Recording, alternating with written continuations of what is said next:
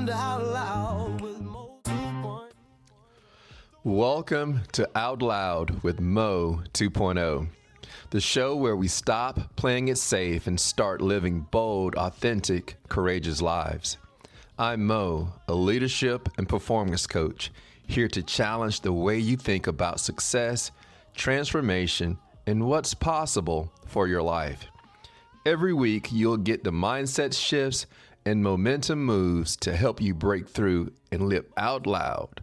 Let's get started.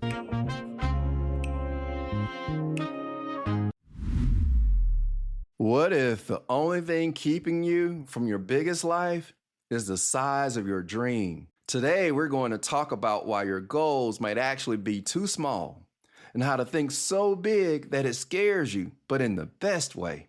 Let's start by asking the question that most people never ask themselves. Am I dreaming big enough? It's a question most of us avoid because, honestly, if the answer is no, it means we have to face that gap between where we are now and where we could be, putting in the work. We have busy lives. Some of us don't want to put in the extra work, right? The size of your dream set the ceiling on your life. And the truth is, most of us set the ceiling way too low without even realizing it. So today, I want to walk you through how to recognize when you're playing too small and what it takes to expand your vision and the simple exercise you can take this week to start dreaming on a scale that actually excites you. What does playing it small look like in real life? Staying in the same job for years, even though you know you've outgrown that job. You know it. I felt it. I've been there. Saying, oh, one day, when it comes to your dreams and your hopes and desires, putting them off. Avoiding the risk altogether because of the fear of rejection or failure, wondering what others may be thinking, or they're laughing at me.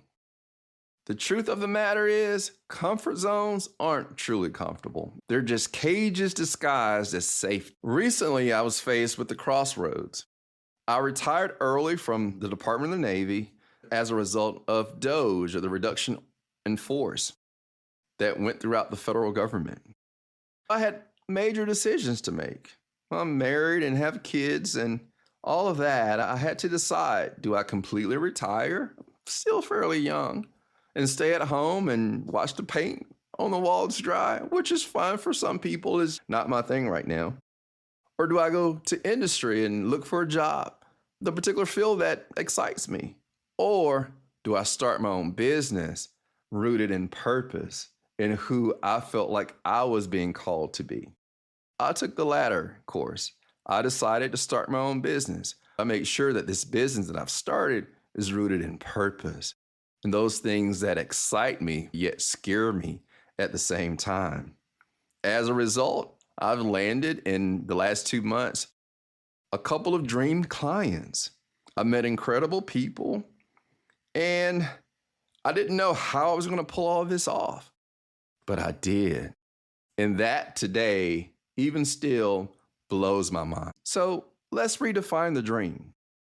Big isn't about size. It's about alignment with who you could become, who you're destined to be. Ask yourself, does my dream excite me and scare me both at the same time?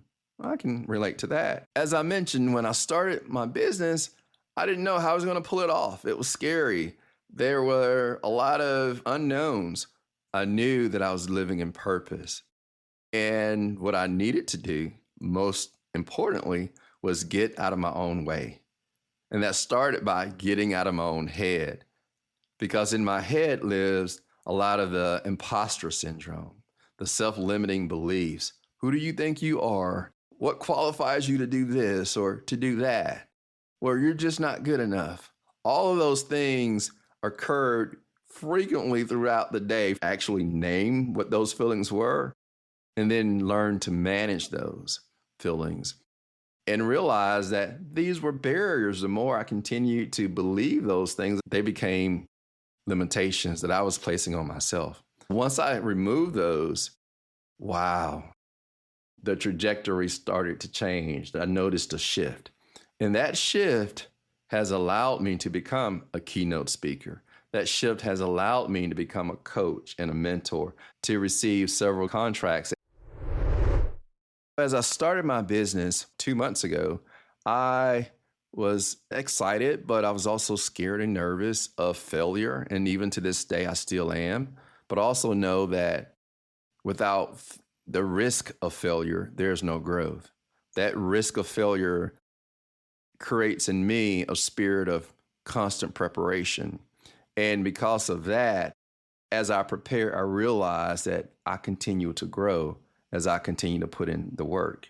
Don't be afraid to put in the work. Don't be afraid of rejection. I can attest to the feeling of excitement and the feeling of being scared and afraid at the same time when it comes to my dreams. And that's where your faith comes in. I knew that I had a purpose.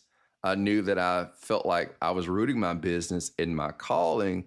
My dream should be so big that it forces me to think, how in the world can I pull this off? But yet know deep down inside that I have everything it takes to pull it off. That forces me to rely on my network, whether it's an existing network or to get out there and beat feet against the pavement to create new networks, new relationships, new partnerships. But I also know that I have to put in the work. I got to enjoy the process. That's where the magic is, getting outside of my comfort zone. That allows me to grow. These self-limiting beliefs, imposter syndrome, all of those are things that are holding me back. And it stopped me several times. Thankfully, I have good coaches and mentors that I could call up and ask, hey, can you talk me through this? Hey, I'm kind of feeling this way. And it's like, Mo, get out of your own head. Look at what you've achieved so far. You can do this. Having those resources in my life have been instrumental. I call these stretch opportunities. Your dream should make you stretch. Write down your current biggest goal. Then ask yourself, what would this goal look like if I were to double it? Matter of fact, what would it look like if I were to triple it?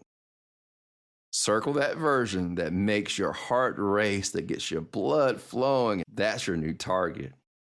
And over the next week, I want you to encourage yourself and commit to doing a micro step, nothing too big, but a micro step toward that new, bigger dream. Your dream isn't too big for you. It may be too big for you right now. And that's why it's supposed to make you grow. You will never feel ready. It will always feel too big, too risky, or too far away. But that's exactly the point. Big dreams pull you forward.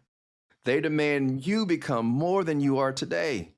Big dreams force you to grow and make you unstoppable. Small dreams keep you comfortable. So stop asking yourself, am I dreaming big enough? And start asking, am I becoming big enough for my dream? The answer is up to you. Choose wisely. I'll see you in the next episode.